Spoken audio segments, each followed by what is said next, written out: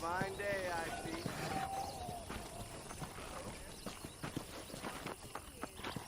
Hello there.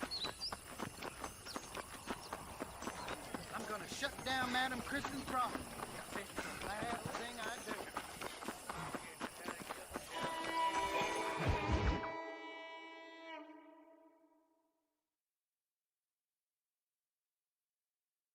And I can tell you with no uncertainty that miracle cures are no laughing matter. I bid you good day, sir. Oh, Mr. Marston, good to see you. How have you been keeping? I'm well, Mr. Mr. West Dickens. Nigel West Dickens of Eastcheap, London, New Waverly, New York, and Armadillo, New Austin. At your service. At my service. At everyone's service. At the service of science, of knowledge, of life. How are your wounds?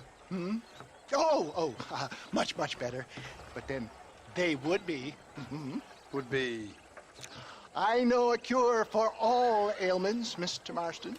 Ah, I'm sure you do. And I'm sure for just $2 an ounce, I could live forever. Oh, but for you, sir, I'd do a bulk discount rate of $1.95 an ounce, as long as you buy 100 ounces or more. That's a lot of immortality. Give it up, old man. That's Mr. West Dickens to you, boy. Give it up, old man. Listen, Marston, I'm broke, but this stuff is good. It works. I need a healthy young man like you. Come along, let's ride over to my newest customer at Ridgewood, and I'll explain while we go. Okay. All right, John, let us make haste for Ridgewood Farm.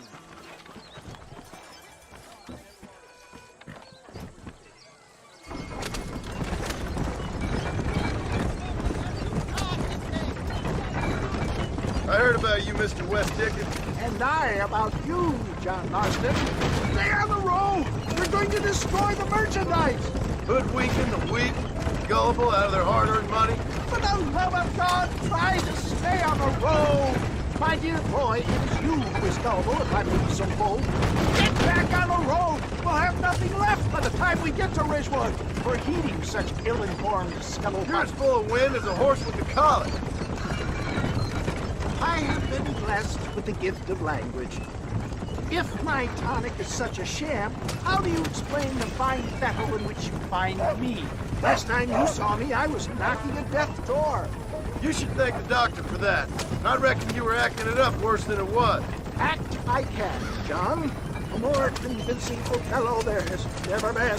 And so shall you, a fair Iago or Cassio make. I don't like the sound of this. Showmanship, John. The flourish, the bow.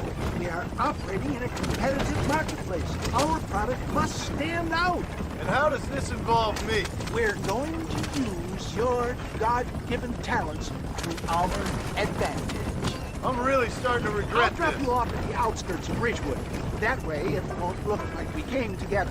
Once I'm set up, saunter nonchalantly into the crowd that is sure to be forming. Eventually, I will call you up to try my tonic. After extolling the virtues, I will have you perform a few feats of wonder to... Such as? Stay on the road! You're going to destroy the merchandise! Oh, nothing out of the ordinary for a man in your line of work, I assure you. For the love of God, try to stay on the road! You hop out here, John. Follow me in on foot.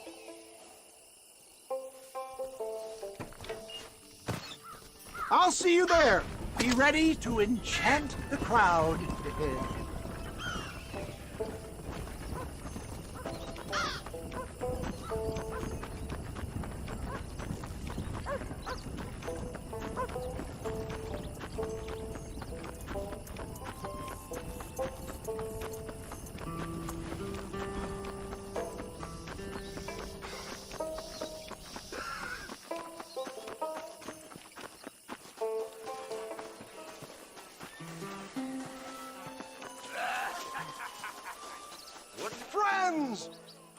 hardworking souls of Chola Springs, gather round, gather round. Do you suffer from rheumatism, lumbago, acute chronic sciatic, neurologic, or inflammatory pain?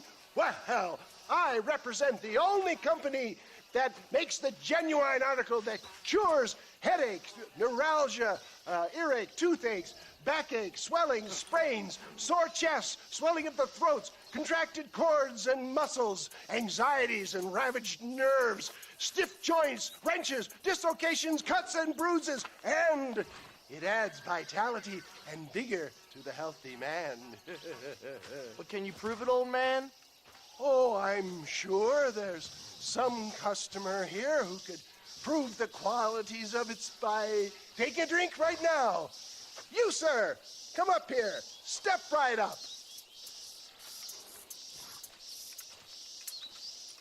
That's the spirit. Ladies and gentlemen, pay close attention.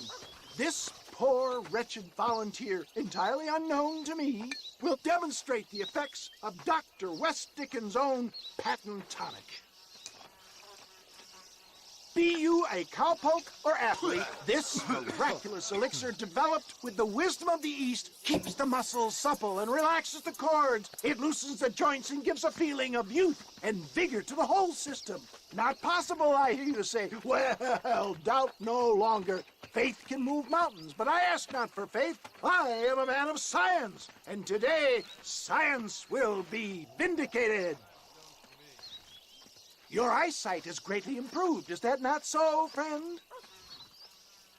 If you say so. That's right, it is. You heard him. What a good sport you are, sir. Now, gaze over yonder at that porch. If you squint, you may just be able to make out the skull that's hanging there.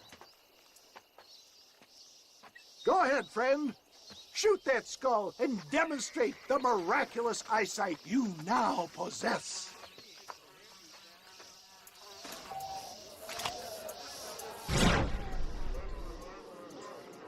Remarkable! The eyesight of an eagle, granted by imbibing Dr. West Dickens' own patent tonic. Anybody can make that shot. This man is a fraud.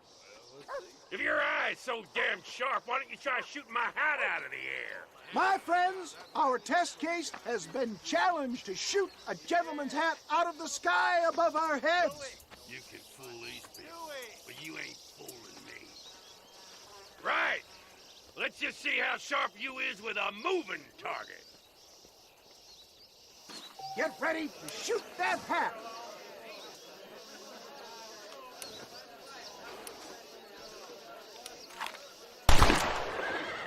Go home!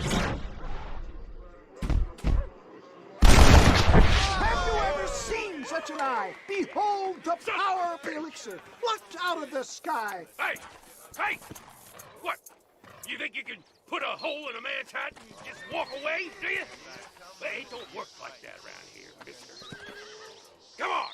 Are you a man or not? A challenge of battle has been offered to our volunteer.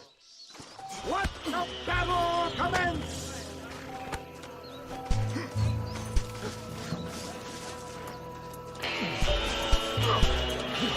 You're going Just down! look at the strength tonic has afforded him.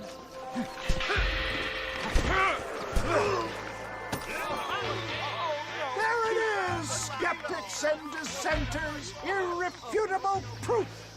Do not let this opportunity pass you by. Look, he's over there. Go get him. This ends now! Watch out, he's got a gun. Who the hell do you think you are? You ain't leaving here alive!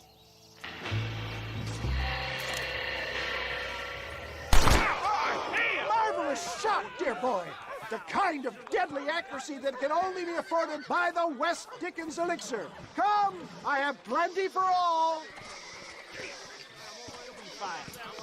Get out of my way. Hey! Where are you going? I want a bottle. Get me a bottle, please. One of them, right? No harm in trying one bottle, I suppose. Well, I think that went kind of well, don't you? I'm just glad that my normal job involves either chasing after cattle or murderers.